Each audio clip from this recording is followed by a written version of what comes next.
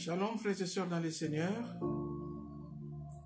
Que le Seigneur Jésus-Christ, notre Dieu, soit avec vous, frères et sœurs du ministère de l'intercession de la grâce. Je vous bénis dans le nom de notre Seigneur Jésus-Christ et tous ceux qui nous suivent sur la chaîne de télévision Intercessory Grace Ministry. Je vous salue dans le nom de notre Seigneur Jésus-Christ.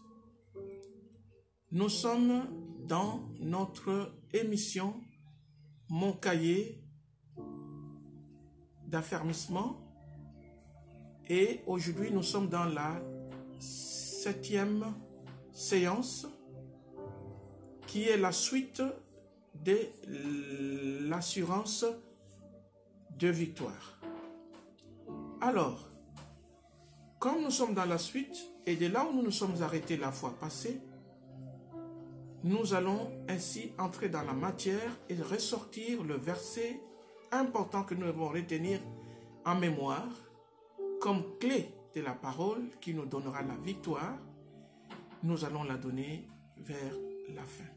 Mais pour le moment, demandons d'abord l'aide du Saint-Esprit et de notre Seigneur Jésus-Christ, lui, par son Esprit, qui est le Saint-Esprit, qu'il puisse nous instruire dans ses voies.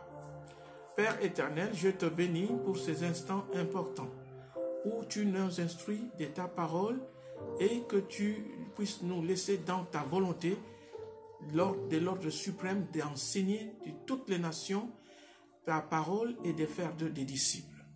Merci de nous donner cette occasion sur la chaîne de YouTube que nous puissions vraiment arriver à instruire ton peuple partout et de partout il va nous suivre. Merci de préparer le cœur de ma sœur à l'écoute de cette parole, à la laisser demeurer dans le cœur, la laisser germer pour qu'elle porte des fruits pour ta gloire. Merci aussi de m'instruire et de m'utiliser comme un instrument simple entre tes mains afin que je puisse instruire dans tes voies, selon ta volonté. Dans le nom puissant de Jésus-Christ, nous avons ainsi prié. Amen. Alors, nous allons commencer par 2 versets. Le premier verset, c'est le suivant. Jean 16, 33.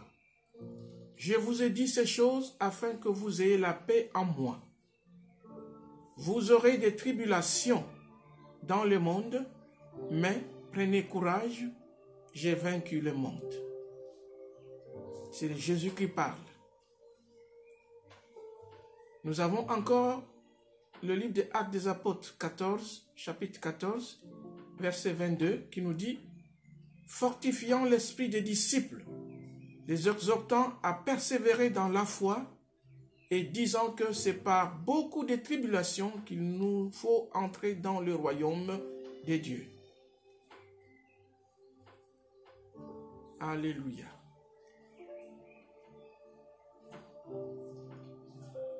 Alors, aujourd'hui, nous allons parler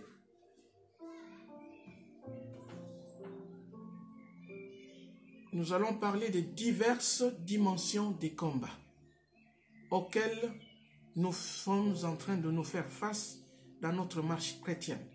Nous devons les connaître, les détecter pour nous laisser repérer dans notre vie qu'est-ce qui se passe exactement et d'une manière spécifique pour que nous puissions aussi donner des solutions spirituelles ou trouver des solutions spirituelles à ces situations d'épreuves, des afflictions, des tribulations, des combats animaux.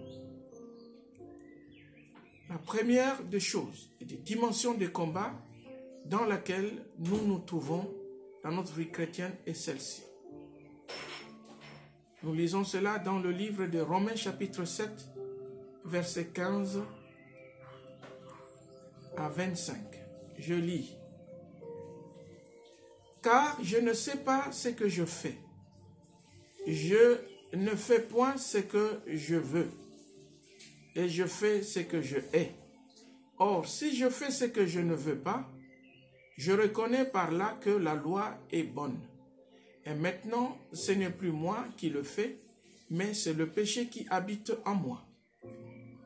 ce qui est bon, je le sais, n'habite pas en moi, c'est-à-dire dans ma chair. J'ai la volonté, mais non le pouvoir de le faire bien. Car je ne fais pas le bien que je veux, et je fais le mal que je ne veux pas. Et si je fais ce que je ne veux pas, ce n'est plus moi qui le fais, c'est le péché qui habite en moi. Je trouve donc en moi cette loi. Quand je veux faire le bien, le mal est attaché à moi. Car je prends plaisir à la loi de Dieu, selon l'homme intérieur. Mais je vois dans mes membres autre loi qui lutte contre la loi de mon entendement et qui me rend captif de la loi du péché qui est dans mes membres. Misérable que je suis, qui me délivrera du corps de cette mort? Grâce soit rendue à Dieu par Jésus-Christ notre Seigneur. Ainsi donc, moi-même, je suis par l'entendement esclave de la loi de Dieu et je suis par la chair esclave de la loi du péché. Vous avez vu, il y a un combat dans la vie de Paul, dans son fort intérieur, dans sa vie intérieure, dans son entendement. Il y a une volonté, il y a une connaissance, mais il y a un combat. Ce qu'il ne veut pas faire, il le fait. Le bien qu'il veut faire, il ne sait pas le faire. Le mal qu'il ne veut pas faire, il arrive à y tomber. Qui va me délivrer de ces combats? Deuxième texte, Jacques 4, 1. D'où viennent les luttes et d'où viennent les querelles parmi vous? N'est-ce pas de vos passions qui combattent dans vos membres? Il y a des passions dans nos membres qui deviennent pour notre propre vie et de notre propre marche chrétienne des combats véritables en nous-mêmes. 1 Pierre 2, 11 nous dit ceci. Bien-aimés, je vous exhorte comme étrangers et voyageurs sur la terre à vous abstenir des convoitises charnelles qui font la guerre à l'âme. Tu as l'âme et tu as la chair. Et la chair est liée aux convoitises. Et ces convoitises combattent l'âme dans laquelle il y a la vie spirituelle, l'homme selon l'esprit. Alléluia. Hébreux 12, 4 nous dit ceci. Vous n'avez pas encore résisté jusqu'au sang en luttant contre le péché. Oh, un combat terrible. Galates 5, 16 nous dit ceci. Donc 16 à 23. Je dis donc, marchez selon l'esprit et vous n'accomplirez pas le désir de la chair. Car la chair a des désirs contraires à ceux de l'esprit et l'esprit en a des contraires à ceux de la chair. Ils sont opposés entre eux afin que vous ne fassiez point ce que vous voudriez. Si vous êtes conduits par l'esprit, vous n'êtes point sous la loi. Or, les œuvres de la chair sont manifestes. Ce sont l'impudicité, l'impureté, la dissolution, l'idolâtrie, la magie, les inimitiés, les querelles, les jalousies, les animosités, les disputes, les divisions, les sectes, l'envie, l'ivrognerie, les excès de table, les choses semblables. Je vous dis d'avance, comme je l'ai déjà dit, ceux qui commettent de telles choses n'hériteront point le royaume de Dieu. Mais le fruit de l'esprit, c'est l'amour, la joie, la paix, la patience, la bonté, la bénignité, la fidélité, la douceur, la tempérance. La loi n'est pas contraire. La loi n'est pas contre ces choses. La loi n'est pas contre ces choses. Donc, le premier combat, comme nous venons de le lire dans ces versets, c'est le combat de nos propres passions, de nos propres désirs de la chair de notre propre péché dans la nature humaine contre cet homme en esprit, cet homme de notre entendement, ce nouvel homme selon l'esprit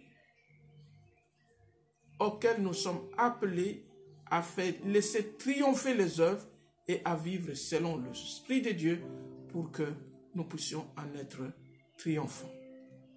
Comment vis-tu cette étape du combat spirituel?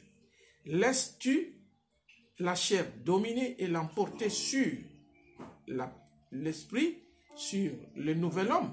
Le vieil homme triomphe-t-il sur le nouvel homme? Romains chapitre 6 dit: n'obéissez pas à la chair et à ses convoitises. Hein? Et il nous dit encore: ne devenez pas l'esclave de vos propres passions, mais triomphez. En n'obéissant pas, c'est alors que tu es celui qui triomphe. Alléluia, dans ces combats. Alors, deuxième dimension, c'est le point B. Nous lisons selon que le texte qui nous ont été donnés vont nous faire ressortir les éléments et nous allons conclure avec ce point. 2 Corinthiens 2:11. Afin de ne pas laisser à Satan l'avantage sur nous, car nous n'ignorons pas ses desseins. Donc, nous voyons le nom de Satan est cité. Et il nous est appelé de ne pas le laisser triompher sur nous, ou d'avoir l'avance sur nous, ou de dominer sur nous. Alléluia. Et de ne pas ignorer ses plans ou ses desseins par rapport à nous chrétiens. C'est la destruction et c'est de nous faire périr. 1 Pierre 5:8. Soyez sobres, veillez. Votre adversaire, le diable, rôde comme un lion rugissant, cherchant qui il dévorera. Apocalypse 12:17 nous dit ceci. Et le dragon fut irrité contre la femme, et il s'en alla faire la guerre au reste de sa postérité, à ceux qui gardent les commandements de Dieu et qui ont le témoignage de Jésus-Christ. Tu vois, le diable s'attaque à tous ceux qui ont le témoignage de Jésus-Christ, à tous ceux qui croient à Jésus-Christ, à tous ceux qui sont nés de Ève, de la postérité de la femme, dont l'aîné est le premier-né, Yeshua. Éphésiens 6:12 nous dit ceci. Car nous n'avons pas à lutter contre la chair et le sang, mais contre les dominations, contre les autorités, contre les princes de ce monde des ténèbres, contre les esprits méchants dans les lieux célestes. Identifie ton ennemi. Identifie ses desseins et ses stratégies. Ainsi tu sauras faire le bon combat de la foi. Alléluia. Le troisième point, ou la troisième dimension du combat. D'abord, la deuxième dimension du combat, c'est que notre adversaire, le combat est dirigé contre Satan et les puissances mauvaises dans le lieu céleste. Tous ceux qui sont inclus là, les démons, les anges déçus, les sorciers, les occultistes, les méchants. Mais la Bible dit, nous n'avons pas à faire la guerre contre la chair et le sang. Vous voyez, la dimension du combat spirituel change de degré et de dimension pour que tu fasses les bons combats. Ne reste pas seulement là à faire des combats ou à penser, les sorciers, mon père, ma mère, ma tante, sorcier, tout. Non. Non, non, non, non, non. Le combat est porté à une dimension beaucoup plus supérieure, où le Seigneur t'appelle à y arriver dans les lieux célestes et à ses auteurs pour que tu combattes des bons combats de la foi. Troisième point, troisième dimension, Romains 15:3.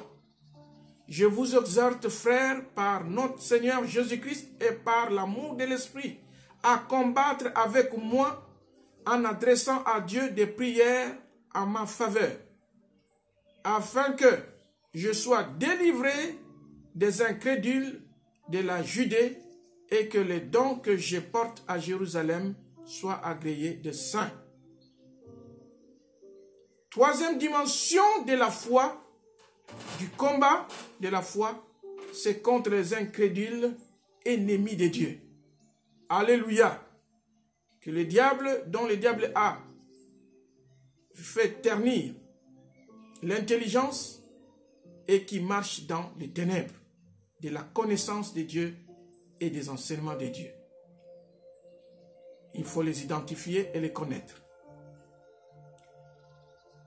Alléluia, alléluia. Et nous avons encore une autre dimension, troisième dimension de la foi, du combat plutôt de la foi, c'est contre les souillures de ce monde. Jacques 1, 27.